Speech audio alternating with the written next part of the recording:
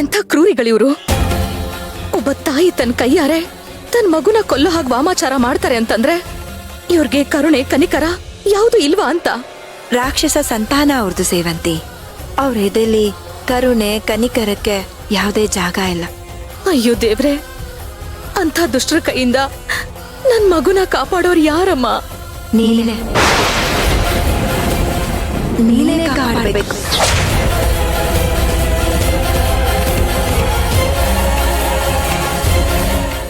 ಏನ್ ಹೇಳ್ತಾ ಇದ್ದೀರಮ್ಮ? ಆ ಮಾಯಮ್ಮ ಎಷ್ಟು ಶಕ್ತಿಶಾಲಿ, ಎಂತೆಂತೆದ್ದು ಮಾಟ ವಿದ್ಯೆಗಳನ್ನ ಕಲ್ತಿರೋಳವಳು. ಆ ದುಷ್ಟ ವಿದ್ಯೆಗಳನ್ನ ಎದುರಿಸೋ ಶಕ್ತಿ ನನಗಿದೆಯಾ? ದುಷ್ಟಶಕ್ತಿಗೆ ಆ ಕ್ಷಣಕ್ಕೆ ಜಯ ಸಿಗ್ಬಹುದು, ಆದ್ರೆ ಅಂತಿಮವಾಗಿ ಗೆಲ್ಲೋದು ದೈವಶಕ್ತಿನೇ.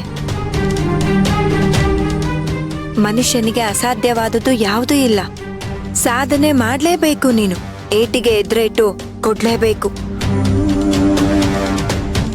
ಅವರು ನಿನ್ ಬೆನ್ನಿಂದೆ ಮಾಡ್ತಿರೋ ಮಾಯಾಜಾಲನ ನೀನ್ ಅವ್ರ ಕಣ್ಮುಂದೆನೆ ಭೇದಿಸ್ಬೇಕು.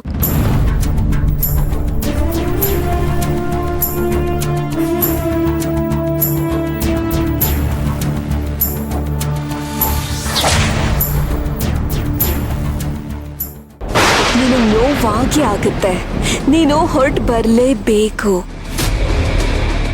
ನಿನ್ ಗಂಡ ಮಗುನ ದಾಳವಾಗಿ ಉಪಯೋಗಿಸ್ಕೊಂಡು ನೀನಾದಷ್ಟು ಬೇಗ ಈ ಮನೆಗೆ ಬರೋ ಥರ ನಾನು ಮಾಡ್ತೀನಿ. ಬರಲೇಬೇಕು ಸೇವಂತಿ, ಬರಲೇಬೇಕು. ಇನ್ನು ಏನ್ ಯೋಚನೆ ಮಾಡ್ತಿದ್ಯಾ ಸೇವಂತಿ? ಅಮ್ಮ, ನನ್ನ ಕೈಲಿ ಏಟಿಗೆ ಎದುರೇಟ್ ಕೊಡೋದಕ್ಕಾಗುತ್ತಾ ಅಮ್ಮ? ನಿನ್ನಲ್ಲಿರೋ ಶಕ್ತಿ ನಿನಗ್ ಗೊತ್ತಿಲ್ಲ ಸೇವಂತಿ. ಪ್ರಪಂಚದಲ್ಲಿ ಎಷ್ಟೋ ಕೋಟಿ ಜನಗಳಿದ್ದಾರೆ. ಅವ್ರು ಎಲ್ಲರನ್ನೂ ಬಿಟ್ಟು ಅವ್ರ ಕಾರ್ಯ ಸಾಧನೆಗೆ, ಅವ್ರ ಶಕ್ತಿ ಸಾಧನೆಗೆ ನಿನ್ನನ್ನ ಆಯ್ಕೆ ಮಾಡ್ಕೊಂಡಿದ್ದಾರೆ ಅಂದ್ರೆ ಅರ್ಥ ಮಾಡ್ಕೊ. ನಿನ್ನೆಷ್ಟು ಪವಿತ್ರ ಆತ್ಮ ಅಂತ. ಮನಸ್ಸು ಎಷ್ಟು ಪವಿತ್ರವಾಗಿರುತ್ತೋ ಸುತ್ತಲಿನ ದೈವಶಕ್ತಿ ಅಷ್ಟೇ ಗಟ್ಟಿಯಾಗಿರುತ್ತೆ. ಆ ದಿವ್ಯ ಶಕ್ತಿನ ದಾಟಿ ಬರೋದೇ ದೊಡ್ಡ ಸಾಹಸ. ಹೋರಾಟ ಮಾಡೇ ಮಾಡ್ತೀನಿ ಅನ್ನೋ ಸಂಕಲ್ಪ ನಿನ್ನಲ್ಲಿದ್ರೆ ಅದ್ ನಿನ್ ಕೈಯಲ್ಲಿ ಆಗೇ ಆಗತ್ತೆ ಸೇವಂತಿ. ಯೋಚನೆ ಮಾಡಿ ಹೇಳು. ಭಯ ಪಡ್ಕೊಂಡು ಮೂಲೆಯಲ್ಲಿ ಕೂತ್ಕೋತ್ಯಾ ಅಥವಾ ಧೈರ್ಯವಾಗಿ ಎಲ್ಲವನ್ನ ಎದುರಿಸಿ ನಿನ್ ಮಗುನ ಉಳಿಸ್ಕೋತ್ಯಾ? ಹೇಳು ಸೇವಂತಿ, ಏನ್ ಮಾಡ್ತ್ಯಾ?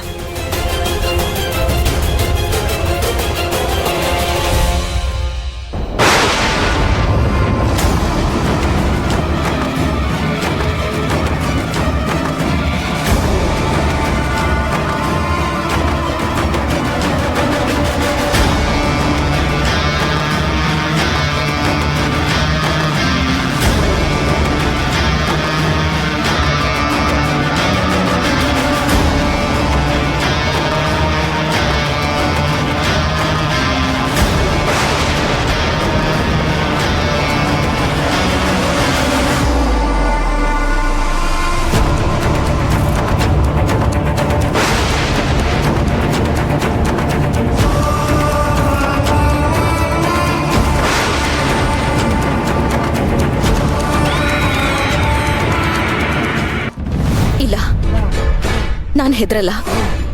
ನಾನು ನನ್ನ ಕೃಷ್ಣನ ಉಳಿಸ್ಕೋತೀನಿ. ಅವಳ ವಿರುದ್ಧ ಹೋರಾಟ ಮಾಡೇ ಮಾಡ್ತೀನಿ. ಇದು ಆವೇಶದ ಮಾತಾಗಿರ್ಬಾರ್ದು, ಸಂಕಲ್ಪದ ಮಾತಾಗಿರ್ಬೇಕು ಸೇವಂತಿ. ಯಾವುದೇ ಕಾರಣಕ್ಕೂ ಎದ್ರಿ ಹಿಂದಕ್ ಸರಿಯಲ್ಲ ತಾನೆ?